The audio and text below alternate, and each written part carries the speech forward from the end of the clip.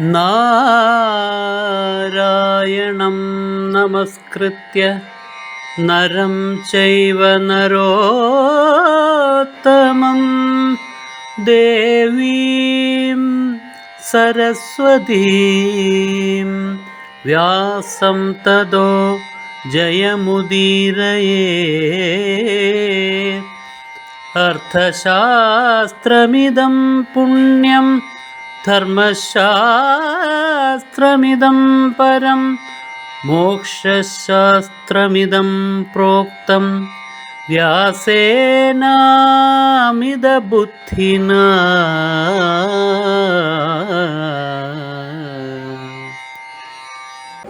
നമ്മുടെ ഈ ശരീരത്തെ ആസ്പദമാക്കിക്കൊണ്ട്, ഈ ശരീരമാണല്ലോ നമുക്ക് പരിചിതമായിട്ടുള്ളത്, അതുകൊണ്ട് ഇതിനെ ആസ്പദമാക്കിക്കൊണ്ട് പറഞ്ഞു തരികയാണ്. നമ്മൾ രാജയോഗ പദ്ധതികളൊക്കെ പഠിച്ചവരാണ്, അതുകൊണ്ട് നമുക്ക് ഇതൊക്കെ മനസ്സിലാകും. ഭഗവാൻ തന്നെ ധ്യാനയോഗം നേരത്തെ 6-ാം അധ്യായത്തില് നമുക്ക് വിശദമായി പറഞ്ഞു തന്നതാണ്. അതിനെ ഇതാ കേൾപ്പിക്കുകയാണ്. ഭ്രൂർമധ്യേ പ്രാണമാവേശ്യ സമ്യക്. നമ്മുടെ പ്രാണനെ അങ്ങ് നമ്മുടെ സൂക്ഷ്മശരീരത്തില് താഴെ നിന്ന് ഉയർത്തി ഉണർത്തി ഇങ്ങനെ നമ്മുടെ ശരീരത്തിൽ സ്വാഭാവികമായിട്ട് പ്രാണൻ ചലിച്ചുകൊണ്ടിരിപ്പുണ്ട്. പിങ്കളയിൽ കൂടി മുകളിലേക്കും ഇടയിൽ കൂടി താഴേക്കും ഇങ്ങനെ ചാക്രികമായിട്ട് അത് സഞ്ചരിച്ചു കൊണ്ടിരിപ്പുണ്ട്. അതിനെ അങ്ങനെ തന്നിഷ്ടം പോലെ ഓടിപ്പോകാൻ അനുവദിക്കാതെ അതിനെ യോഗബലത്താൽ നിയന്ത്രിച്ചു നിർത്തിയിട്ട് മൂലാധാരത്തിലൂടി അങ്ങ് സുഷുമ്നാകാണ്ഡത്തിലേക്ക് പ്രവേശിപ്പിച്ച് അതിലൂടി മുകളിലേക്ക് നയിക്കാം. അങ്ങനെ മൂലാധാരം, സ്വാധിഷ്ഠാനം, മണിപൂരകം, അനാഹതം, വിശുദ്ധി, ആജ്ഞ, അതാണ് ഭ്രൂർമധ്യം. പുരികക്കൊടികളുടെ നടുവില് ഈ ആജ്ഞാചക്രത്തിൽ കൊണ്ടുവന്ന് ആ പ്രാണനെ ഉറപ്പിച്ചു നിർത്തുക, കുണ്ടലിനിയെ ഉറപ്പിച്ചു നിർത്തുക. വളരെ വിശദമായിട്ട് ശങ്കരാചാര്യ സ്വാമികള് സൗന്ദര്യ ലഹരിയില് നമുക്ക് പറഞ്ഞു തന്നിട്ടുണ്ട്. മഹീമൂലാധാരേ. ഈ കുണ്ടലിനിയെ ഉണർത്തിയിട്ട് എങ്ങനെയാ നമ്മുടെ ശരീരത്തിന്റെ ഉള്ളിലൂടി അതിനെ ഇങ്ങ് ഭ്രൂമധ്യത്തിൽ വരെ കൊണ്ടു ചെല്ലുക. അതിനെ കുറിച്ചാണല്ലോ ഭഗവാൻ പറഞ്ഞത്. അത് ശങ്കരാചാര്യ സ്വാമികൾ വളരെ വിശദമായിട്ട് പറയും. നേരത്തെ 6-ാം അധ്യായത്തിൽ ഭഗവാൻ പറഞ്ഞു, ബാക്കി നമ്മൾ രാജയോഗ പദ്ധതിയിൽ നിന്ന് നമ്മൾ പഠിച്ചു കൊള്ളണം, അല്ലെങ്കിൽ ഗുരുവിൽ നിന്ന് പഠിച്ചു കൊള്ളണം. രാജയോഗ പദ്ധതി പഠിക്കാൻ തുടങ്ങിയാലും ഗുരുവിൽ നിന്ന് തന്നെ പഠിക്കണം. അങ്ങനെ ഉണർത്തി കൊണ്ടുവരുമ്പോഴേക്കും ഈ കുണ്ടലിന് അത് പ്രാണശക്തിയായി, പരാശക്തിയായി നമ്മിൽ കുടികൊള്ളുന്ന ബ്രഹ്മചൈതന്യമാണ്. ആ കുണ്ടലിനെ ഉണർത്തിയിട്ട് അത് ഈ കുളപഥത്തില്, ഈ ബ്രഹ്മരന്ധ്രത്തിലേക്ക് എത്താനുള്ള ഈ മാർഗം സുഷുമ്നാകാണ്ഡം, അതാണ് കുളപഥം. ആ കുളപഥത്തിലൂടി 6 ആധാരചക്രങ്ങളെയും ഭേദിച്ച് ഇങ്ങ് ഭ്രൂമധ്യത്തിൽ വരും. അതാണ് മഹീമൂലാധാരേ. മൂലാധാരത്തിൽ മഹീതത്വത്തെ ഭേദിച്ച് കമപി മണിപൂരെ, മണിപൂരക ചക്രത്തിൽ കമ്മിനെ, ജലത്തെയും ഭേദിച്ച് ഭൂതവഹം സ്ഥിതം സ്വാധിഷ്ഠാനെ, സ്വാധിഷ്ഠാനത്തില് അഖിലതത്വത്തെയും ഭേദിച്ച്, അതാണ് മഹീമൂലാധാരേ കമപി മണിപൂരെ ഭൂതവഹം സ്ഥിതം സ്വാധിഷ്ഠാനെ. പിന്നെ അടുത്തത് അനാഹത ചക്രം. അതെ, അനാഹത ചക്രത്തെയും ഭേദിച്ച്, പിന്നെയോ വിശുദ്ധി ചക്രത്തെയും ഭേദിച്ച് മഹീമൂലാധാരേ കമപി മണിപൂരെ ഭൂതവഹം സ്ഥിതം സ്വാധിഷ്ഠാനെ. ഹൃദിമരുതം, ആകാശമുപരി ഹൃദയസ്ഥാനത്ത് അനാഹത ചക്രത്തില് മരുത്തിനെ ഭേദിച്ച്, മരുച്ചക്രത്തെ ഭേദിച്ചിട്ട് ആകാശമുപരി അതിനു മുകളിലുള്ളതായ ഈ കണ്ഠസ്ഥാനത്ത്, അവിടെ ആകാശചക്രമാണ്, അതിനെയും ഭേദിച്ചിട്ട് സകലമപി വിത്വാ കുളപഥം. ഇങ്ങനെ ആ കുളപഥത്തിൽ, സുഷുമ്നാകാണ്ഡത്തിൽ ഉള്ള 6 ആധാരചക്രങ്ങളെയും ഭേദിച്ചിട്ട് ഭ്രൂർമധ്യേ, ഈ ഭൂമിയുടെ നടുക്ക്, ഈ ഭ്രൂക്കളുടെ നടുക്ക്, ഈ പുരികക്കൊടികളുടെ നടുക്ക്, ഭ്രൂർമധ്യേ, ഈ പുരികക്കൊടികളുടെ നടുക്ക്, അവിടെ ആജ്ഞാചക്രം, ആ ആജ്ഞാചക്രത്തിൽ കൊണ്ടുവന്നെത്തിക്കണം. അവിടെ വന്ന് എത്തിക്കഴിഞ്ഞാലോ നേരത്തെ ഉള്ളതെല്ലാം ലയിച്ചു പോയിരിക്കുന്നു. ഈ ജഗത്തിന്റെ അനുഭവം പൂർണ്ണമായും ലയിക്കും. പിന്നീടോ ബ്രഹ്മതത്വം അവിടെ പ്രകാശിക്കും.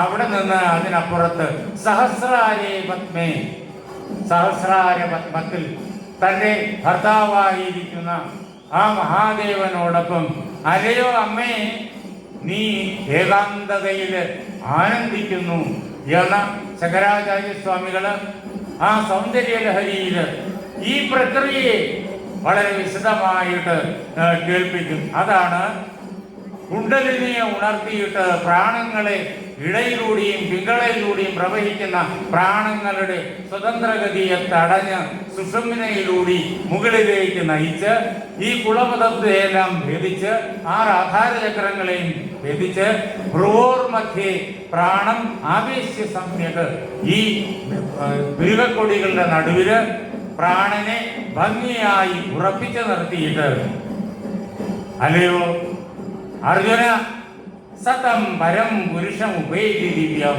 അങ്ങനെയുള്ളവൻ ആരാണോ ഇങ്ങനെ ചെയ്യുന്നത് അവൻ ആ പരമപുരുഷനെ, ദിവ്യമായ പരമപുരുഷനെ ഉപേക്ഷി ഇവിടെ എത്തുമ്പോഴേക്കും അഹം ബ്രഹ്മാസ്മി എന്നുള്ള പ്രത്യക്ഷമായിരിക്കുന്ന അനുഭവം ഉണ്ടാകും. അവിടെ എത്തി നിന്നുകൊണ്ടാണ് വ്യാസനെ പോലുള്ള ഋഷിവര്യന്മാര്, എട്ടച്ചനെ പോലുള്ള ഋഷിവര്യന്മാര് നമ്മോട് സംസാരിച്ചത്, നമുക്ക് ഈ മഹാഗ്രന്ഥങ്ങളെല്ലാം പറഞ്ഞു തന്നത്. അവിടെ എത്തുമ്പോഴേക്കും കാണുന്ന ആ ബ്രഹ്മ തത്വം ഏത് പ്രകാരത്തിലാണ്? കവിം പുരാണം അനുശാസിതാരം. ആ ബ്രഹ്മതത്വം കവിയാണ്. ആ ബ്രഹ്മതത്വം സർവജ്ഞനാണ്, എല്ലാം അറിയുന്നവനാണ്. കവി എല്ലാം അറിയുന്നവൻ. കവി എന്നുള്ള വാക്ക് ബ്രഹ്മത്തിന്റെ പര്യായമാണ്. എല്ലാം അറിയുന്നവനാകൊണ്ടാണ് ബ്രഹ്മത്തെ കവി എന്ന് പറയുന്നത്. കവിം പുരാണം, കവിയെ അറിയുന്നു അവൻ, ആ കവിയുമായി ഒന്നായി ചേരുന്നു. പുരാണം, ലോകമുണ്ടാകുന്നതിന് മുമ്പേ ഉള്ളവൻ. പിന്നെയോ അനുശാസിതാരം, ഈ ഓരോ വാക്കും ആ ബ്രഹ്മത്തെ നമുക്ക് പരിചയപ്പെടുത്തി തരുന്ന ബ്രഹ്മത്തിന്റെ വിശേഷണങ്ങളാണ്. അനുശാസിതാരം, ഈ ലോകത്തിലുള്ള സർവ്വ പദാർത്ഥങ്ങളെയും തന്റെ ആജ്ഞയിൽ കീഴിൽ നിയന്ത്രിച്ച് നിർത്തിയിരിക്കുന്നവൻ അനുശാസിതാവ്. അങ്ങനെയുള്ളവനാണ് ആ ബ്രഹ്മതത്വം. ആ ബ്രഹ്മതത്വം തന്നെയാണ് ഞാൻ കവിയാണ്, ഞാൻ പുരാണനാണ്, ഞാൻ ഈ ലോകം ഉണ്ടാകുന്നതിന് മുമ്പേ ഉള്ളവനാണ്, എന്റെ ഇച്ഛയനുസരിച്ച് ഈ ലോകമുണ്ടായത് എന്നിലാണ്, ഈ ലോകം നിലനിൽക്കുന്ന എന്നിലാണ് എന്നെല്ലാം അനുഭവിച്ചറിയുന്ന ഘട്ടമാണത്. ഈ ലോകത്തെ മുഴുവൻ നിയന്ത്രിക്കുന്നത് ഞാനാണ്. ആ ഞാനെന്നുള്ള പ്രത്യേക വ്യക്തിത്വം ഇല്ലാതുള്ള ഞാനാണ്, സർവമായിരിക്കുന്ന ഞാനാണ്. അണോരണീയാൻ, അണുവിനെക്കാളും അണു, ഏറ്റവും ചെറുതിനെക്കാളും ചെറുത്. അങ്ങനെയുള്ളതായ ആ പരമാത്മാവിനെ സമനുസ്മരേദ്യ, ആരാണോ നിരന്തരം അനുസ്മരിക്കുന്നത്, ചിന്തിക്കുന്നത്, ആ പരമാത്മാവ് എങ്ങനെയുള്ളവനാണ്? സർവസ്യ ധാതാരം, ഈ ലോകത്തിലുള്ള എല്ലാറ്റിനെയും തന്നിൽ വഹിക്കുന്നവനാണവൻ. ഒന്നും തന്നെ അവനിൽ നിന്ന് വേറെയല്ല. അവന്റെ ആധാരത്തിലാണ് ഇതെല്ലാം നിലനിൽക്കുന്നത്, അവനിലാണ് ഇതെല്ലാം നിലനിൽക്കുന്നത്. അചിന്ത്യരൂപം, ആ പരമാത്മാവിന്റെ രൂപത്തെ കുറിച്ച് ആർക്കും മനസ്സുകൊണ്ട് ചിന്തിക്കാൻ പറ്റൂല. മനസ്സ് സൂക്ഷ്മ പഞ്ചഭൂത നിർമ്മിതമാണ്. ഈ പരമാത്മാവാകട്ടെ സൂക്ഷ്മ പഞ്ചഭൂതത്തെക്കാളും എത്രയോ മണ്ഡലങ്ങൾക്കപ്പുറം. ഈ സൂക്ഷ്മ പഞ്ചഭൂതങ്ങൾ ഉണ്ടായത് അഹങ്കാര തത്വത്തിൽ നിന്ന്, അതുണ്ടായത് മഹത്തത്വത്തിൽ നിന്ന്, അതുണ്ടായത് മൂലപ്രകൃതിയിൽ നിന്ന്, അതുണ്ടായത് പരമാത്മാവിൽ നിന്ന്. അങ്ങനെ ഇതിനെ എല്ലാത്തിനേക്കാളും അത്യന്ത സൂക്ഷ്മമാണ് ആ പരമാത്മാവ്.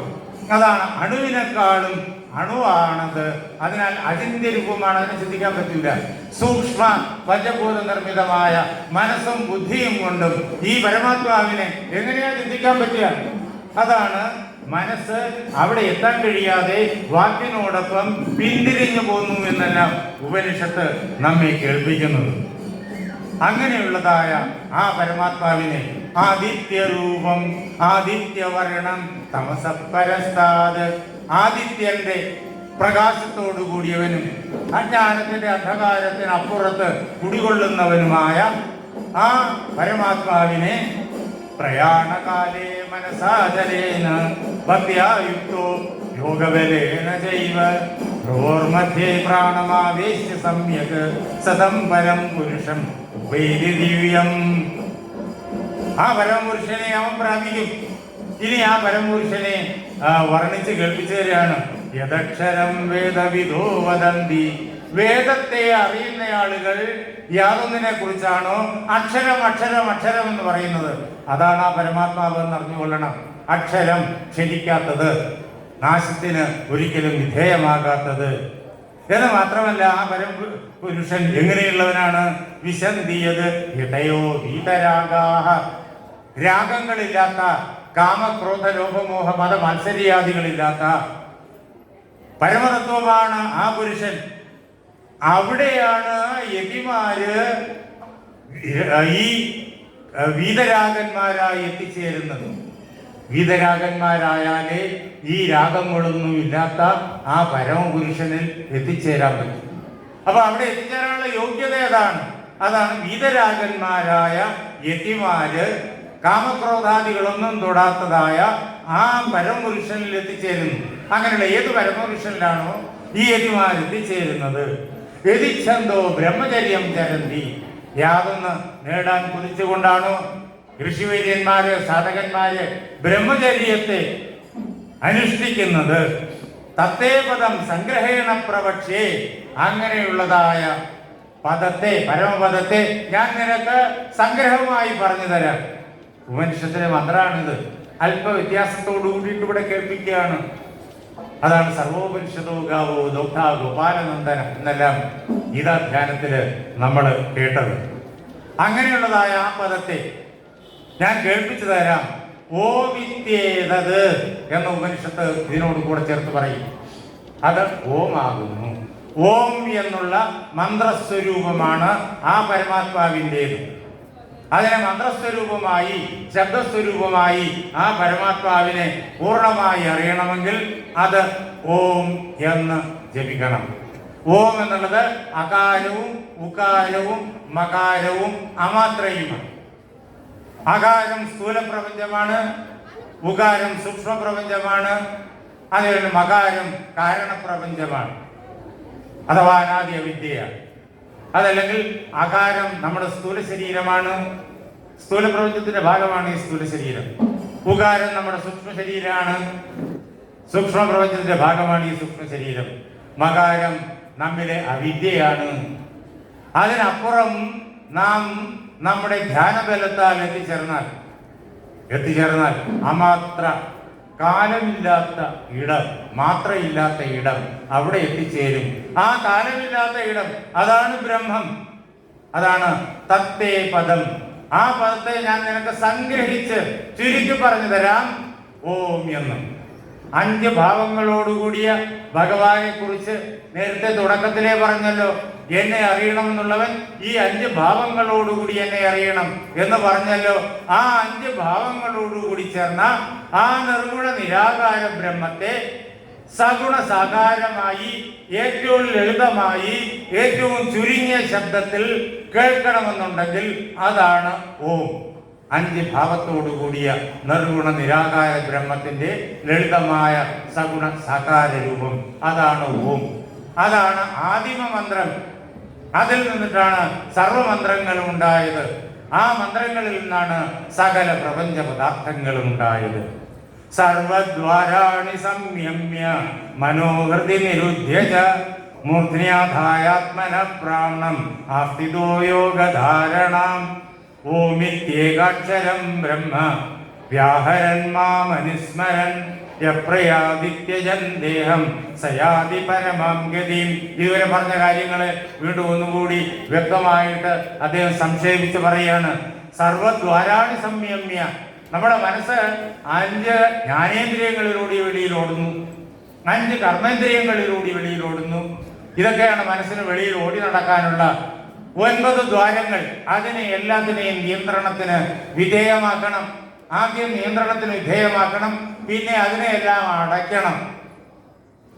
അങ്ങനെ അടച്ചിട്ട് നാം അതിനെ ഉള്ളിലേക്ക് നയിക്കണം. അങ്ങനെ ഉള്ളിലേക്ക് നയിച്ച് അതിനെ മനസ്സിൽ ഒതുക്കണം. എന്നിട്ട് മനോഹൃതി നിരുദ്ധിച്ച ആ മനസ്സിനെ ഹൃദയത്തിൽ ഉള്ളിന്റെ ഉള്ളില് ഒതുക്കണം. ഈ ഭ്രൂമധ്യത്തിൽ കൊണ്ടുവന്ന് ഒതുക്കണം. എന്നിട്ട് മൂർധനിയാഥായ ആത്മനപ്രാണം, തന്റെ പ്രാണനെ മൂർധാവിൽ കൊണ്ടുവന്നിട്ട് ഉറപ്പിക്കണം, ഭ്രൂമധ്യത്തിൽ ഉറപ്പിക്കണം. എങ്ങനെ?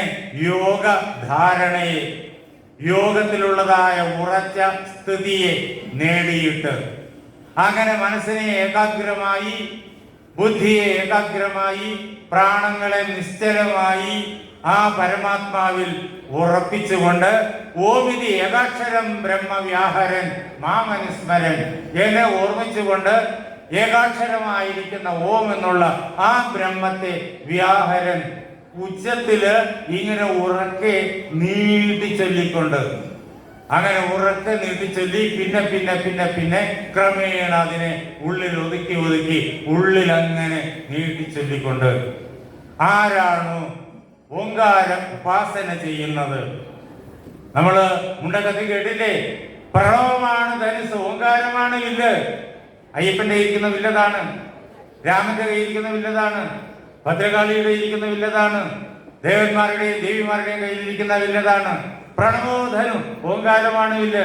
ശരോഹി ആത്മാ, ജീവാത്മാവാണ് ശരം. അതിന് എഴുതിവിടാനുള്ള ലക്ഷ്യമോ ബ്രഹ്മ തന്നെ ലക്ഷ്യമുച്ചിയത്, ബ്രഹ്മമാണ് ആ ലക്ഷ്യം. അതിലേക്ക് ചെയ്യണം. എങ്ങനെ? അപ്രമത്തനായി ചെയ്യണം.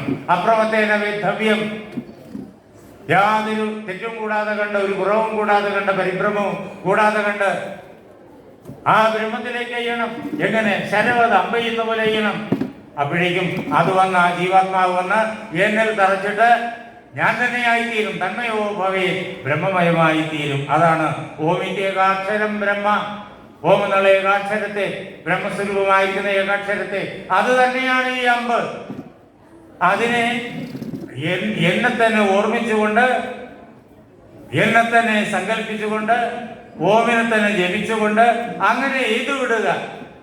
അങ്ങനെ ആരാണോ താനാകുന്ന ആ ഏതൊരു ജീവാത്മാവാണോ എന്നെ തന്നെ ഓർമ്മിച്ചുകൊണ്ട് ഈ ശരീരത്തെ വിട്ടു പോകുന്നത്, പ്രയാതി, ആരാണോ ശരീരം വിട്ടു പോകുന്നത്, എങ്ങനെ? ത്യജൻ ദേഹം, ശരീരത്തെ വിട്ടു പോകുന്നത്, സയാതി പരമാം ഗതി, അവൻ പരമമായിരിക്കുന്ന ഗതിയെ പ്രാപിക്കുന്നു. അങ്ങനെ ആത്മാ സാക്ഷാത്കാരത്തിന്റെ മാർഗം വളരെ ഭംഗിയായിട്ട് ഭഗവാൻ നമുക്ക് സാധനാ പദ്ധതിയോടൊപ്പം, സമ്പൂർണ്ണ ബ്രഹ്മത്തോടൊപ്പം, 5 ഭാവങ്ങളോടൊപ്പമുള്ള ജഗത് സ്വരൂപത്തെ മുഴുവൻ പൂർണ്ണമായും ബ്രഹ്മത്തിൽ ഒതുക്കി, ആ ബ്രഹ്മത്തെ, ജഗത് സ്വരൂപം ഒതുങ്ങി നിൽക്കുന്ന ആ ബ്രഹ്മത്തെ ഓങ്കാരം എന്നുള്ള പ്രണവ മന്ത്രത്തിലും ഒതുക്കി, ആ പ്രണവോപാസനയിലൂടെ നാം തന്നെയായിരിക്കുന്ന ബ്രഹ്മത്തെ അനുഭവിച്ചറിയാൻ വേണ്ടിയിട്ടുള്ള ആ പദ്ധതി വ്യക്തമാക്കി നമ്മെ അവിടെ കൊണ്ട് എത്തിച്ചിട്ട് അദ്ദേഹം ഒന്നുകൂടി നമ്മോട് പറഞ്ഞു കേൾപ്പിക്കുന്നു.